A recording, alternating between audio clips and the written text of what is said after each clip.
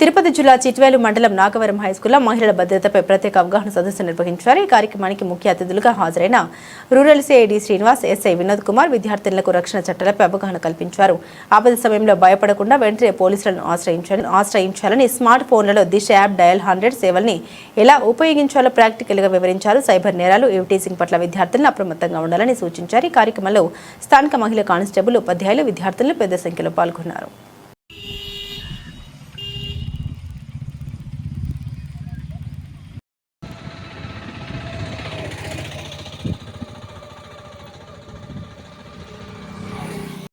మనం చూపేటువంటి వివక్ష అబ్బాయిలకు ఒక రకంగాను, అమ్మాయిలకు ఒక రకంగాను.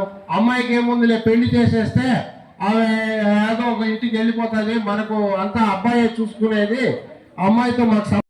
ఈరోజు మహిళల భద్రత పైన అవగాహన సదస్సు ఇది నియోజకవర్గ వ్యాప్తంగా ప్రతి మండలంలో నిర్వహించడం జరిగింది. ఇంతకుముందు కూడా మన చిట్వేలు మండలంలో 2 చోట్ల జరిగింది. ఇది 3వ మీటింగ్. ఇప్పుడు ఈ మహిళల భద్రత పైన అవగాహన అంటే ఇప్పుడు మహిళలకు భద్రతకు వచ్చిన నష్టం ఏముంది మీరు ఎవరు చెప్పగలుగుతారమ్మా? ఏ విషయంలో భద్రత లేదు మీకు? ఎవరు చెప్తారమ్మా? ఏ విషయంలో మీకు భద్రత లేదు? ఇప్పుడు ఇంతమంది పోలీసుల్లో, ఇంతమంది డిపార్ట్మెంట్ వాళ్ళు వచ్చి మీ భద్రత గురించి అవగాహన కార్యక్రమం పెట్టమని చెప్పినారు. మీకు ఏ విషయంలో భద్రత లేదు మీరు ఒకరే చెప్పగలుగుతారా? చెప్పండి. మాకు చదువుకున్న వాళ్ళు ఉన్నారు, మాకు ఎక్కువ చదువుకున్న వాళ్ళు ఉన్నారు. మేము వచ్చి మీకు చెప్పగలిగే భద్రత ఏమి, మీకు ఇప్పుడు వచ్చే నష్టం ఏమి?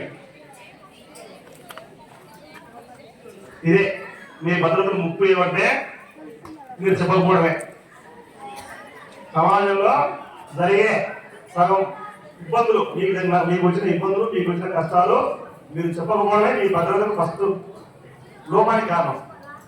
ఇప్పుడు ఏదైనా అమ్మాయికి కానీ, ఆడవాళ్ళకి కానీ ఎక్కడైనా సమస్య వస్తే వాళ్ళు పోలీస్ డిపార్ట్మెంట్ కానీ, లేదా ఇంట్లో వాళ్ళకి కానీ, లేదా వాళ్ళకి తెలిసిన బంధువులకు కానీ చెప్పగలిగే స్థితి వచ్చినప్పుడే వాళ్ళకి యువత ద్వారా సమస్య వచ్చింది, ఆ సమస్యను పరిష్కరించవచ్చు. ఇప్పుడు మీ పిల్లలు పోతుంటారు, లేదా మీరు ఏమన్నా ఆటోలో ఏమైనా బస్సులో పోతుంటారు, మిమ్మల్ని ఎవరైనా కామెంట్ చేసింటాడు, లేదా ఇంకో రకంగా అసభ్యంగా ప్రవర్తించారు, దాన్ని మీరు ఎవరు చెప్పరు. చెప్తారమ్మా? చెప్తారా? ఎవరు చెప్పారు. ఏం చెప్పారంటే మన వ్యవస్థ అంతా మనం ఎట్లా తీసుకెళ్ళామంటే, కానీ మీరు చెప్పనంత వరకు ఆ తప్పు చేసేవాడు ఎప్పుడు వాడు బాగుపడడు, వాడు ఆ తప్పు మానుకోడు. ఆ తప్పు మానుకోవాలంటే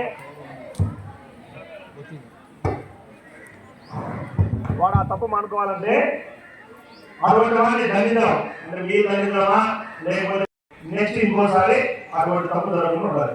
కానీ మీరు ఎంతమంది కంప్లైంట్ చేస్తారు, ఎంతమంది పనిష్మెంట్ ఇవ్వరు. ఇది మొన్న కూడా చెప్పిన ఓలవారిపల్లి మండలంలో ఒక పల్లెలో వాడు ఒక రాత్రి ఒకరిని పట్టుకుంటే కానీ ఏదాలు చేయడం తప్ప బాధపడే వాళ్ళు ఎవరు ఉన్నారు? బాధపడతారా? ఎవరు బాధపడరు, సంతోషపడతారు, నవ్వుతారు, ఏదో చేస్తారు. కాబట్టి మీ పిల్లల పైన మీరే నిఘా పెట్టండి. నిఘా అని అనుమానించి వాళ్ళు ఇబ్బంది పెట్టద్దండి, కానీ నిఘా పెట్టండి. మగ పిల్లలు అయితే ఈ మందు తాగేది నాకు తెలిసి ఇంటర్మీడియట్కే మందు తాగుతారు. ఎవరన్నా తల్లిదండ్రులకు పోలీసులు కంప్లైంట్ చేస్తే సార్ వాడు పార్టీ ఉంటే 9 సార్ అంటున్నాడు.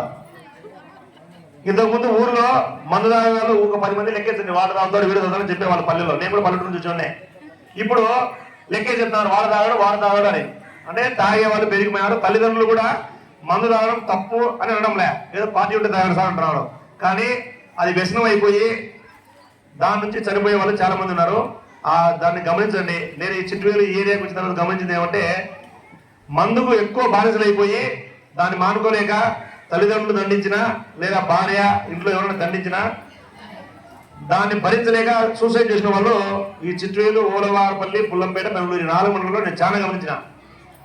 మందుకు బానిస అయిపోయి మందు మానుకోలేక చచ్చిపోయిన వాళ్ళు, మందాగి అంటే లిక్కర్కు బానిస అయిపోయి దాన్ని ఆపలేక పాయిజన్ తీసుకుని చనిపోయిన వాళ్ళు చాలా ఎక్కువ ఉంది ఆ కల్చర్ ఈ ఏరియాలో.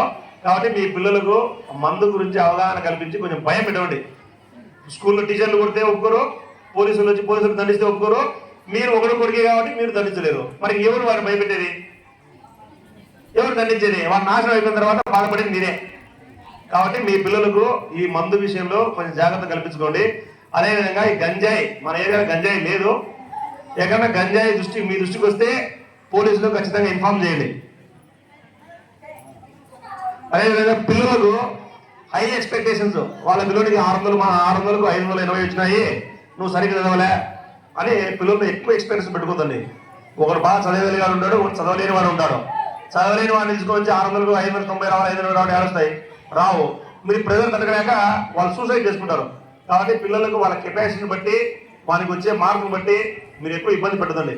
ఈ తల్లిదండ్రులు ఈ యొక్క ఫ్యాషన్, మా నారాయణ కాలేజ్ జరిపించినాము 590 వచ్చినాయి, నీకు 400 వస్తున్నాయి, చదువు రాకపోతే ఏం చదవడు, ఏమా చదువు రాకపోతే ఏం చదవడు. కాబట్టి వారికి అందరికీ అంటే ఉండాలి. అందరూ మాతో పాటు సుమారుగా ఒక 10,000 మంది రాశారు ఎగ్జామ్స్.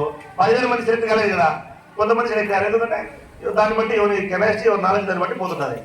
కాబట్టి ఆ పిల్లలకు ఆ విషయంలో ఎవరు బలవంతంగా రుద్ది వాళ్ళని ఇబ్బంది పడుతుంది. వాళ్ళ స్థాయి ఎంతవరకు చదవగలుగుతాడో అంతే చదువుతాడు. మీరు కొద్ది గంట చెప్తే బాగా చదువుతాడు అంతే. వాడు దుర్వేషానికి పోకుండా చదువుకుంటే చూడండి. కానీ చదివే వాడిని 1000 మార్కులు 1000 రావాలా, 900 రావాలంటే వాడి కెపాసిటీ ఉండకపోయిండొచ్చు. కాబట్టి అది చూసి చేయండి. లాస్ట్గా మీ అందరి భర్తలకు, లేకపోతే మీరులో కొంతమందికి స్కూటీలు ఉంటాయి, లేకపోతే వాళ్ళకి బైక్లు ఉంటాయి, హెల్మెట్ వాడమని చెప్పండి. బైక్లు ఉన్నాయా మా అందరికి? ఉన్నాయా? పలకండి మా ఒకటినా పలకలేదు ఆకలి ఎందుకు అనుకుంటాను. అందరికి బైక్లు ఉన్నాయి. కానీ మీరు ఆడళ్ళు మీ భర్తలకు చెప్పి, మావాళ్ళు చెప్పాడు ఇందాక, ఆడలు చెప్తే మగవాళ్ళు అంతా వింటారండి. మీరు మీ భర్తలకు చెప్పి, లేదా మీ మాట లేకపోతే మీ కూతురుతో కొడుకుతున్న వాళ్ళ ఆయనకి చెప్పించి హెల్మెట్లు వాడే మార్గం చూడండి. ఈ హెల్మెట్ లేకపోవడం వల్ల దేశంలో జరిగే యాక్సిడెంట్స్ లో ఎక్కువ టూ వీలర్స్ లో కూడా చనిపోయే వాళ్ళంతా హెల్మెట్ లేకపోవడం వల్లనే. చేయికి దెబ్బతిన్నా, చెయ్యి కాలు దెబ్బతిన్నా, ఇరిగినా రావట్లేదు సార్. ఇప్పుడంతా టెక్నాలజీ బాగా వచ్చింది. చెయ్యి తెగి పక్కన ఉంటే మళ్ళీ కనిపించే అవకాశం ఉంది. కానీ తలకాయ పక్కన తెగిపోయినా, తలకాయ పగిలిపోయినా దానికి ఏం మార్గం లేదు, రాట్లేసే అవేం లేవు. కాబట్టి హెల్మెట్ వాడే మార్గాన్ని మీరు ఎట్లా చెప్పుకుంటారో చెప్పుకోండి. అందరూ ఖచ్చితంగా హెల్మెట్లు వాడించండి. మేము రోజు చెప్తూనే ఉన్నాం, కానీ రోడ్డు మీద పనులాగా చెప్తాము. చెప్తే వాళ్ళ ఇంకా భార్య కూర్చో సార్ మేము పోవాలి సార్, అర్జెంట్ సార్ అంటారు. ఇబ్బంది సందర్భం వచ్చింది కూడా చెప్తాను. హెల్మెట్ వాడండి. చిన్నపిల్లలకు బైక్ లేదు. మీ భర్త తాగినప్పుడు, ఒక తాగే అలవాటు ఉంటే తాగినప్పుడు వాళ్ళ బండి తోలదని చెప్పండి. మీరు ఎన్ని చెప్పినా మహిళల భద్రత అంటే మీరు ఖచ్చితంగా మీ దృష్టికి వచ్చినా లేక మీకు జరిగినా దాన్ని ఖచ్చితంగా పోలీసు వాళ్ళకు కంప్లైంట్ చేయండి. కంప్లైంట్ చేస్తే 1-2 సార్లు కేసు పెడితే ఇంకొకసారి ఇటువంటి జరగవు, తగ్గిపోతాయి. ఏమన్నా చెప్పిన అర్థమైందా?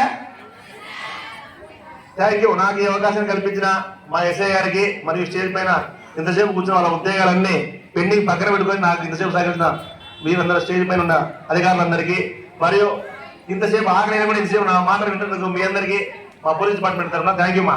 Thank you. మనం ఉన్నాయా? ఎక్కడా ఉండవు. ఎప్పుడు కూడా చేసింటారు కూడా. పోలీసులు పిలిచి అవగాహన కార్యక్రమాలు మీకు ఏర్పాటు చేయాల్సిన అవసరం మాకుందా? ఏమ్మా, రోడ్డు మీద ఎంతో మంది చనిపోతున్నారు, మీరు హెల్మెట్ పెట్టుకోవాలి బాబు, లేదు తాగి నడపొద్దు అని చెప్పాల్సిన అవసరం మాకేమన్నా ఉందా? తాగి చనిపోయినారు, కేసు రిజిస్టర్ చేస్తాం. హెల్మెట్ పెట్టుకోలేదు, యాక్సిడెంట్ అయింది, కాళ్ళు చేతులు ఇరిగినాయి, లేదా కోమలో పోయినారు, కేసు రిజిస్టర్ చేస్తాం.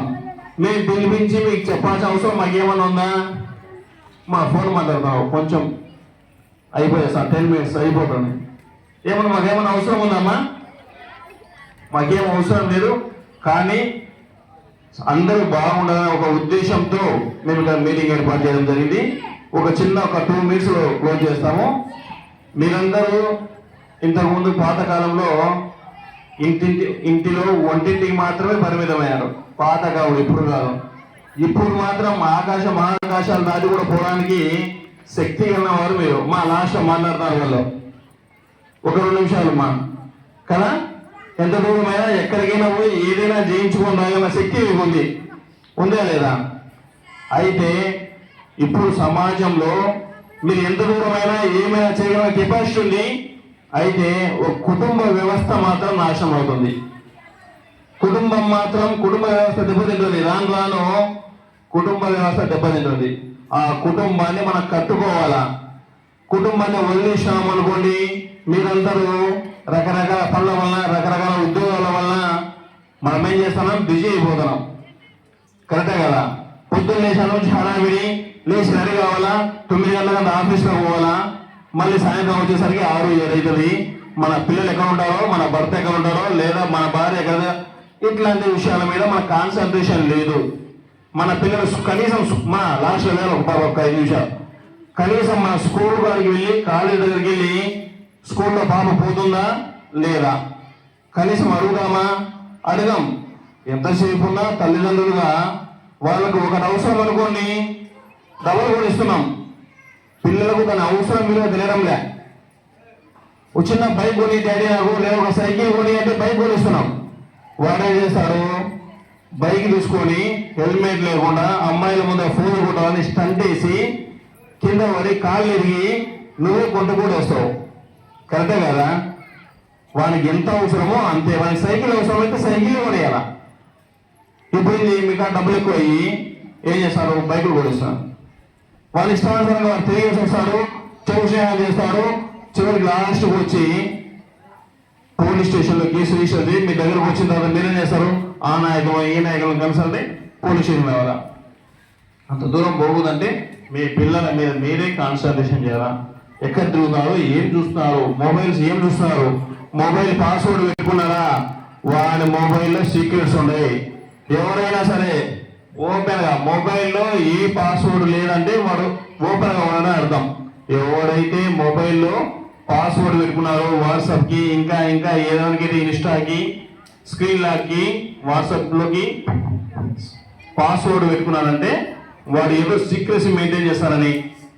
మీరు తల్లిదండ్రులుగా వాడు మొబైల్లో ఏం చేస్తున్నాడో ఏం చూస్తున్నాడో చెక్ చేయడం మొదలు పెట్టినావా అప్పుడు నీ కొడుకునో నీ కూతురునో కంట్రోల్లో పెట్టుకున్నట్టే.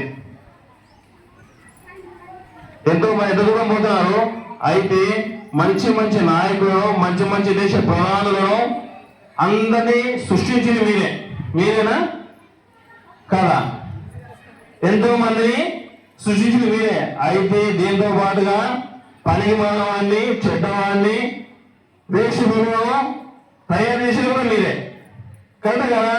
ఏం సార్ అంటే మీరు సరిగ్గా చిన్నప్పటి నుంచి పద్ధతిగా పెంచకపోవడం వల్లే వాళ్ళు ఒకరు దొంగడు అవుతారు. అంటే మీరనే కాదు, అందరూ తల్లిదండ్రులు అందరూ తల్లులు కాదు.